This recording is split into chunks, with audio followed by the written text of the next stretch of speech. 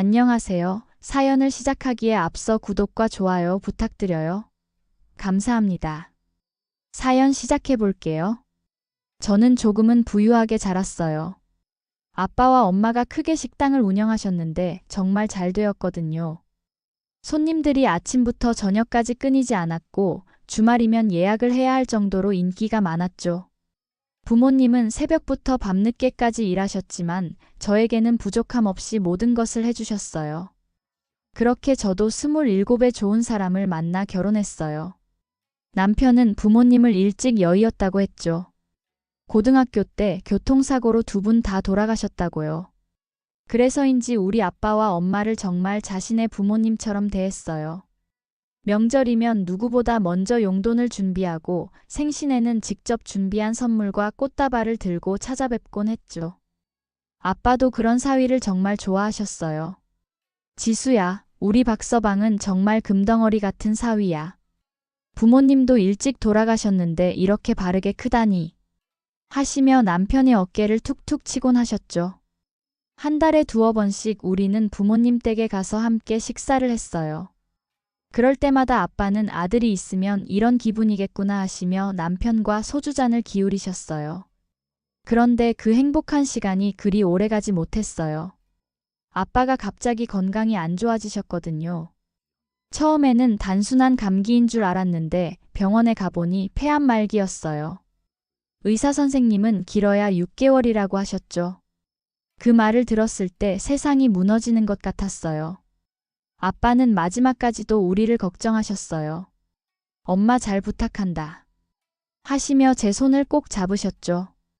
결국 아빠는 진단받은 지 4개월 만에 우리 곁을 떠나셨어요.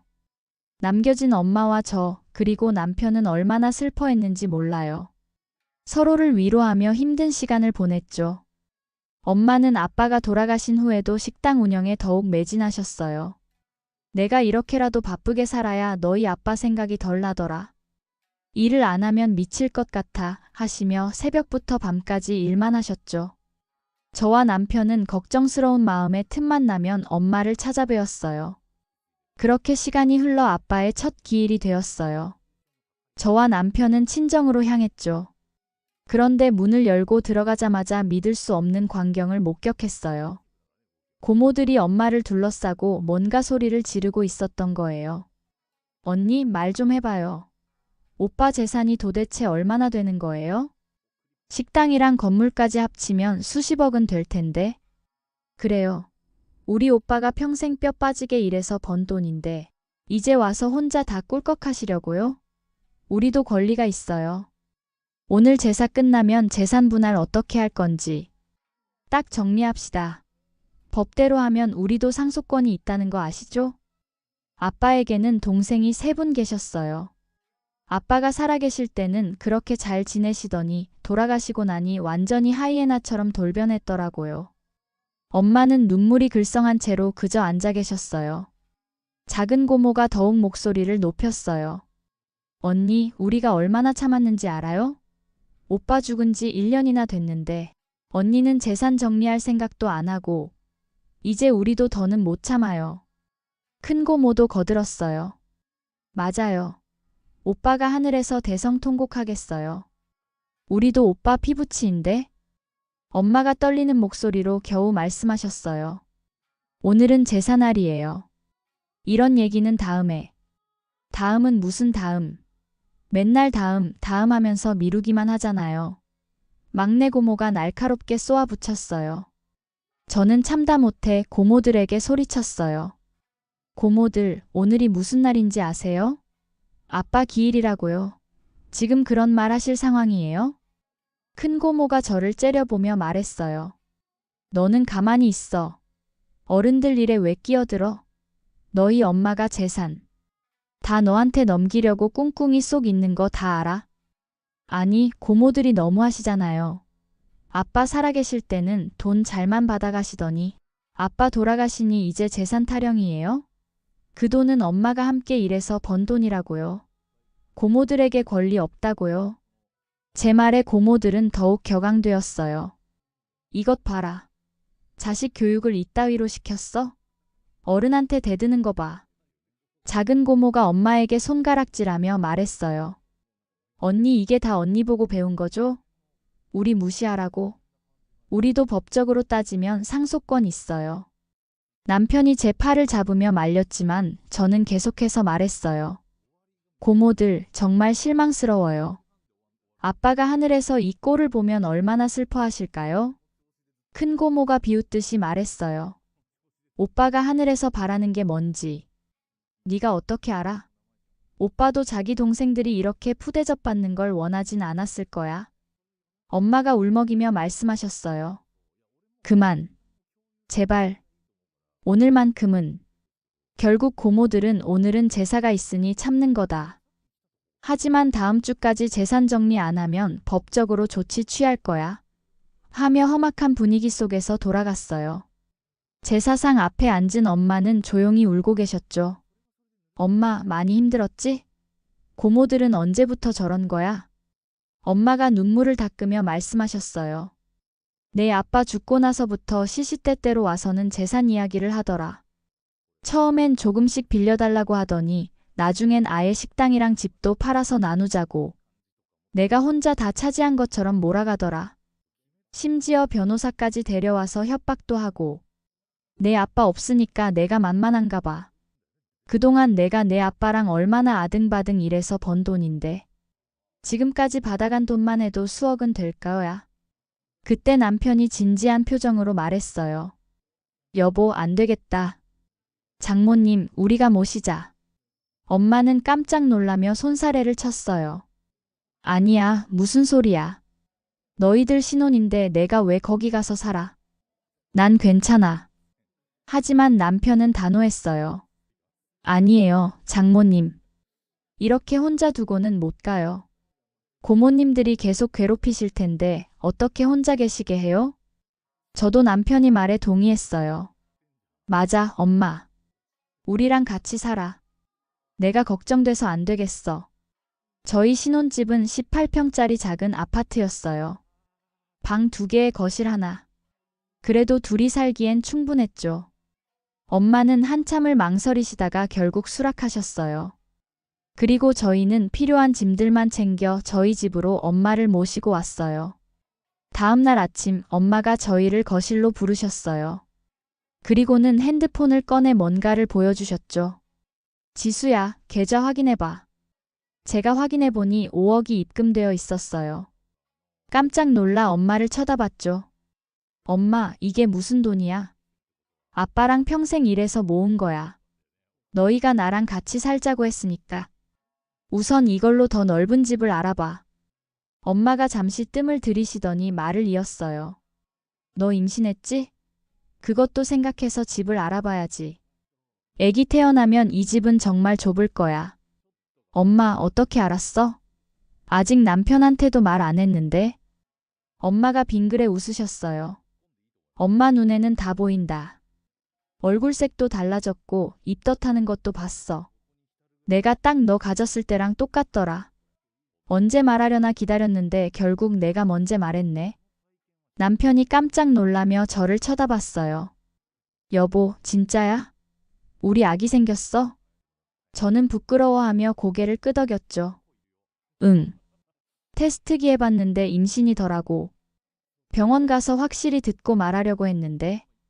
남편이 저를 꼭 안아주었어요. 여보, 고마워. 내가 아빠가 된다니 믿기지가 않아. 장모님 감사해요. 저한테 이런 가족이 생기다니. 너무 행복해서 어떻게 해야 할지 모르겠어요. 엄마가 말씀하셨어요. 내가 고맙지. 너희가 같이 살자고 해주니. 사실 혼자 있는 게 너무 외로웠거든. 그리고 이제 손주도 생긴다니 더 잘해야겠다. 그날 오후 우리는 부동산에 가서 집을 알아보기 시작했어요. 엄마가 준 5억에 우리가 모아둔 돈을 보태니 꽤 넓은 아파트를 구할 수 있었죠. 34평짜리 아파트에 방이 4개나 되는 곳이었어요. 이 정도면 충분하겠지? 엄마가 흐뭇해하며 말씀하셨어요. 참 좋네. 햇살도 잘 들고 아기 키우기에도 좋겠어. 그렇게 우리는 새 집으로 이사했어요. 엄마는 식당과 집을 모두 정리하고 우리와 함께 살기 시작했죠. 고모들은 그 후로도 몇 번을 더 엄마를 괴롭혔어요. 새집 주소를 어떻게 알아냈는지 찾아와서 난리를 피웠죠. 언니, 이게 뭐 하는 짓이에요? 식당이랑 집까지 다 팔아버리고 우리한테는 한 푼도 안 주고 하며 소리를 질렀어요. 남편이 단호하게 막아섰어요. 고모님들, 이제 그만하세요. 법적으로도 장모님께 모든 재산이 상속된 겁니다. 더 이상 괴롭히지 마세요. 하지만 고모들은 포기하지 않았어요. 심지어 변호사라고 하면서 한 남자를 데리고 와서 상속재산 분할 청구 소송을 제기하겠다고 협박했죠. 그때 남편이 차분하게 말했어요. 고모님들, 제가 법률 자문을 받아봤는데요. 배우자가 단독 상속인일 경우 형제자매들은 상속권이 없다고 합니다. 소송해봤자 이길 수 없어요. 고모들은 당황한 표정을 지었어요. 데려온 변호사도 고개를 끄덕이며 맞습니다. 자녀가 있는 경우 배우자가 우선 상속인이고 형제자매는 상속 순위가 한참 뒤입니다. 라고 설명했죠. 결국 고모들은 더 이상 어쩔 수 없다는 걸 깨달았어요. 그 후로 완전히 연락을 끊었죠. 법적으로도 승산이 없고 엄마가 모든 재산을 처분했다는 걸 알고 포기한 것 같았어요. 새 집에서의 생활은 생각보다 훨씬 행복했어요. 엄마는 맛있는 음식을 해주시고 제가 입덧으로 힘들어할 때마다 따뜻하게 보살펴 주셨죠. 남편도 엄마를 자신의 어머니처럼 모셨어요. 임신 8개월이 되었을 때 엄마는 아기 용품을 하나둘 준비하기 시작했어요. 배냇저고리, 기저귀, 젖병. 정성스럽게 하나하나 고르시는 모습에 가슴이 뭉클했죠. 엄마, 너무 많이 사는 거 아니야? 뭘 그래? 내 첫 손주인데 이 정도는 해줘야지. 우리 애기 나오면 옷도 예쁜 거만 입혀야지. 드디어 아기가 태어났어요. 건강한 아들이었죠. 엄마는 손자를 보자마자 눈물을 흘리셨어요. 아이고, 우리 강아지. 할머니가 많이 기다렸어. 너희 외할아버지가 살아계셨다면 얼마나 좋아하셨을까? 남편도 아기를 안고는 감격해했어요. 장모님, 정말 감사해요. 장모님 덕분에 이렇게 좋은 환경에서 아이를 키울 수 있게 됐어요. 엄마는 정성스럽게 산후조리를 도와주셨어요. 미역국도 끓여주시고 아기 목욕도 시켜주시고 정말 친정엄마가 있다는 게 이렇게 든든한 거구나 싶었죠. 그렇게 우리는 진짜 가족이 되었어요. 엄마가 준 덕분에 경제적 걱정 없이 살 수 있었고 남편은 좋은 직장에서 승진도 했어요. 저도 육아에만 전념할 수 있었죠. 가끔 아빠 생각이 나면 우리 셋은 함께 아빠 사진을 보며 이야기를 나눠요. 아빠가 살아계셨다면 손자보고 얼마나 좋아하셨을까? 그러게요. 술 한잔 하자고 하셨을 텐데. 엄마가 웃으며 말씀하셨어요. 너희 아빠는 항상 말씀하셨어. 가족이 함께 있는 게 가장 큰 행복이라고. 지금 하늘에서 우리 보고 흐뭇해 하실 거야. 얼마 전에는 둘째 소식도 생겼어요. 이번엔 딸이래요. 엄마는 또다시 들뜬 마음으로 아기 옷을 사 모으고 계세요. 이번엔 딸이니까 예쁜 옷을 많이 사야겠어. 우리 공주님한테 잘 어울리겠지? 남편도 엄마를 진심으로 존경하고 사랑해요. 퇴근길에는 항상 엄마가 좋아하시는 호두과자나 약과를 사오고 주말에는 함께 등산도 가요. 장모님, 이번 주말에 설악산 단풍 구경 가실래요? 제가 모시고 갈게요. 그래, 좋지. 우리 박서방이 있으니 든든해. 이렇게 우리는 행복하게 살고 있어요. 돈도 중요하지만 그보다 더 중요한 건 가족의 사랑이라는 걸 매일 느끼면서요.